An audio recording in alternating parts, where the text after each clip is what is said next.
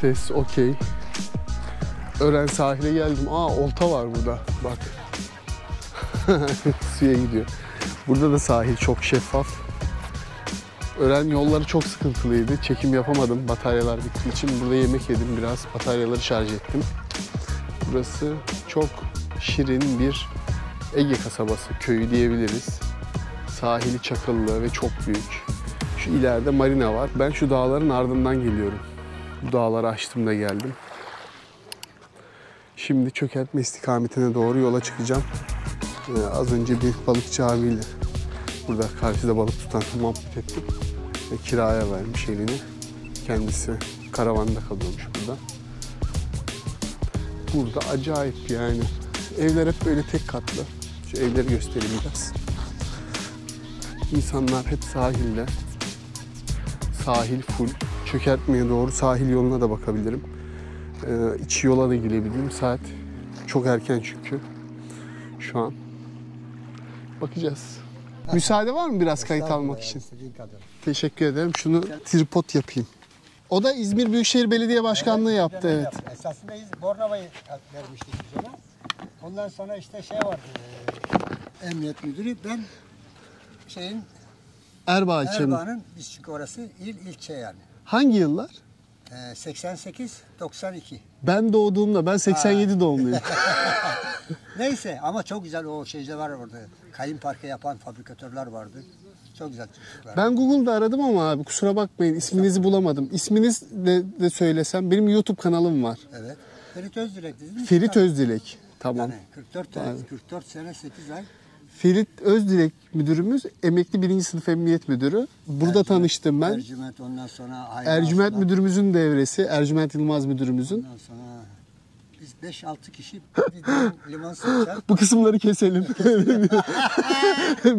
Müdürümüzü zor durumda bırakmayalım. Yok ya. İstersen şeye koy, televizyona çıksın. Hiç problem değil. Neyse, bizim orada 3 senemizi doldurduk.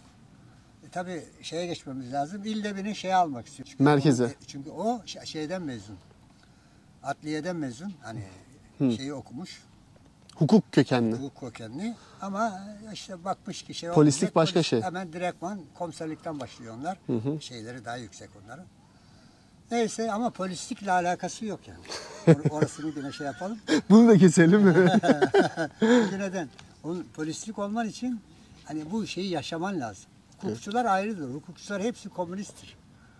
Ha, komünistlik o kadar güzel bir şeydir ki. Eşit herkese. Mesela bak şimdi Türkiye altın gibi ülke ama eşit pay dağıtımı olmadığı için. Ferit müdürümüz aynı zamanda Ören eski ilçe emniyet müdürü. Evet. Ören'e ilk emniyeti kuran. 2 dönem kaldım. Buraya gelen 3 günde giden müdür de var. Polisler kapıda duruyor. Ben de kamera yaptırmıştım. Onun altındayım. Dedim gelsene evladım. Geldi. Ne oldu dedim bu iş?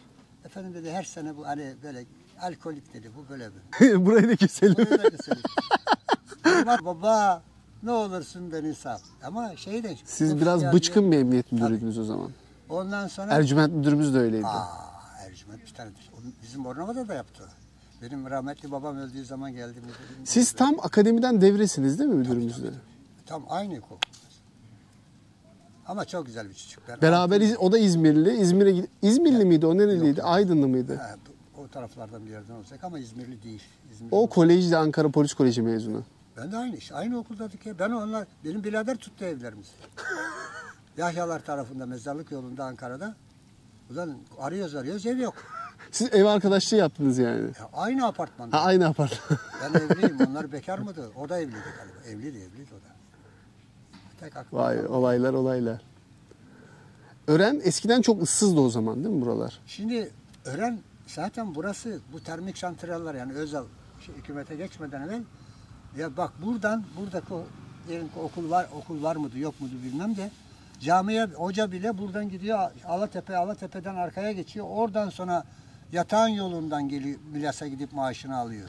Buradaki görev yılınız ne zaman hatırlıyor musunuz? Bizim buraya 93'te geldik. Of 93. Erbaa'dan sonra buraya mı geldiniz? Erbaa'dan ama bak şimdi şöyle hani beni Tokat'a alacaklardı. Bir torpil yapmak için Ankara'ya gittim. Ulan bizim hocalardan hiçbiri kalmamış. Hani akademide olsa işi hallederler. Ne yapayım? şey vardı bizim, o bir gördü beni, o Açıhane'nin oğlu müdürüm böyle sallıyor yani. Milletvekili oldu artık çocuk. Bir arzun var mı? Dedim ya sen kimsin ki benim arzumu yerine getir. Vay vay vay. Ya dedi müdürüm ben böyle iç işlerinde kalemin başındayım dedi yani. Ne varsa dosya benden geçiyor. Bu kasaplık Kasap benim dedem.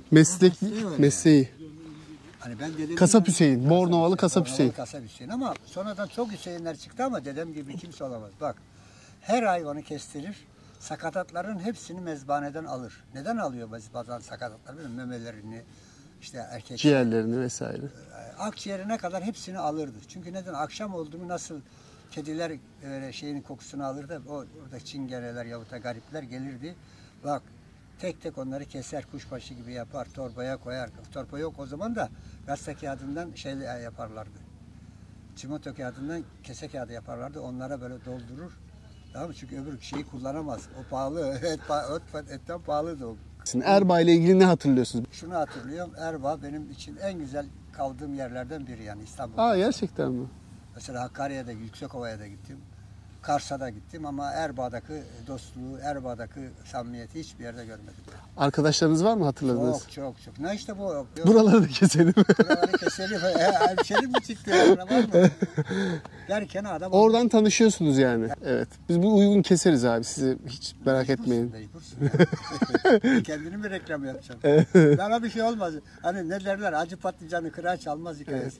Son görev yeriniz Batman mıydı? Batman'dan. Ankara'ya geldik. Batman İl Emniyet Müdürlüğü yaptınız. Sonra Oradan sonra Ankara'ya geldik. polis baş müfettişi olarak. Oradan bize APK hani ama ben artık şey oldum hani tamamen çünkü orada zaten bittim ben yani. O da sakatlayan çocuk. Hani ikisi de solcu bunlar. Üniversitede okurken.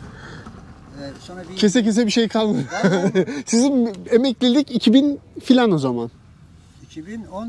2004 müydü? 2004 ya da 2014. Ama maşallahınız var abi hala. 2 sene evvel eşimi kaybettim. Benim kafam hiç yerinde değil. O iyisiniz maşallahınız var. İyiyim de ama o eski güzelliğim yok. Ben çok memnun oldum tanıştığım için. Çok sağ olun. Yavuz Bolat. Derya ki Yavuz. Senin gibi delikanlı tanıştığıma her zaman ben mutlu olurum. Çok sağ olun. Ben ne varsa gençliğe bak daha seni tanımadan bile ne dedim ben sana? İlk söylediğim laf gece yola çıkma dedim. Traktörüsü var, şeyi var. Hiç adamın ışıkları yok yine burası köy yeri yani.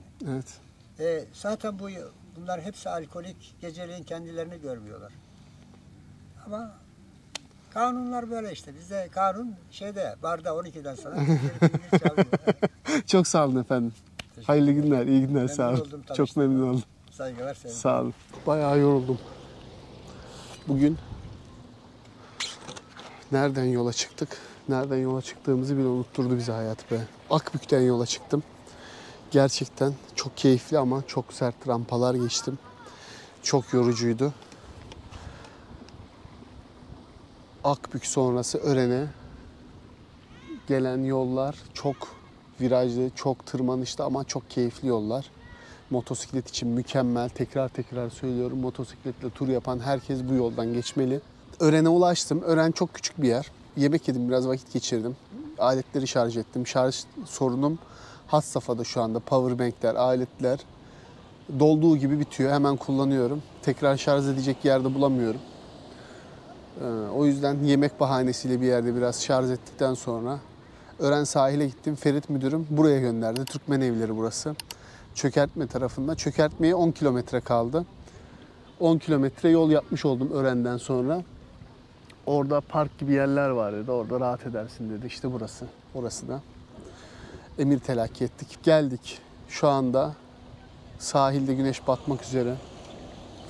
Buralar kamp yeri olarak uygun gibi görünüyor ama insanların da dolaştığı yerler. Daha uygun nereyi bulabilirim diye bakacağım biraz. Sonra çadırımı kurup dinlenmeye geçeceğim. Dışarıda bisiklet düşmüştü. Onu kaldırdım. Onun dışında bir sorunu yok gibi görünüyor. Düz dursun, en azından yıkanır.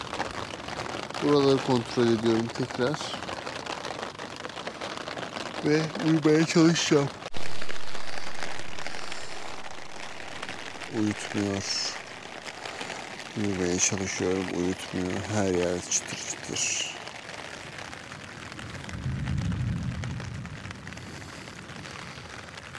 Gök gürültüsü. arttı yine.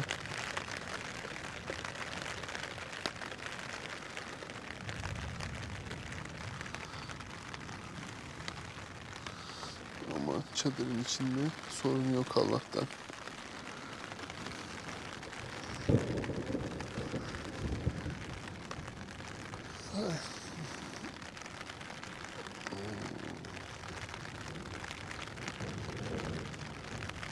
Gök gürültüsü geliyor yine. Yağmur dinmeyecek gibi görünüyor.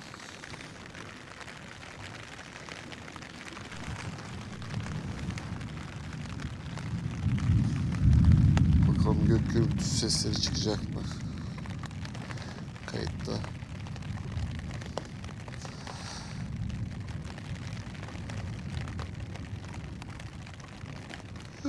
Uykusuz kalmak da çok kötü ya. Bakalım biraz alışırsam bu seslere belki uyuyabilirim biraz. Az önce rüzgar da çoktu. Şimdi biraz azaldı. Bu kadar sallıyor sadece şu anda. Çok az. Yine de sallıyor ama. Allah'tan çadırı sağlam kurdum. Bugün dikkatli kurdum. Yağmur, fırtına olabilir diye. Çok fazla sarsıntı olmuyor ama bisiklet uçmuş yine. Biraz daha dinleyeceğim onu.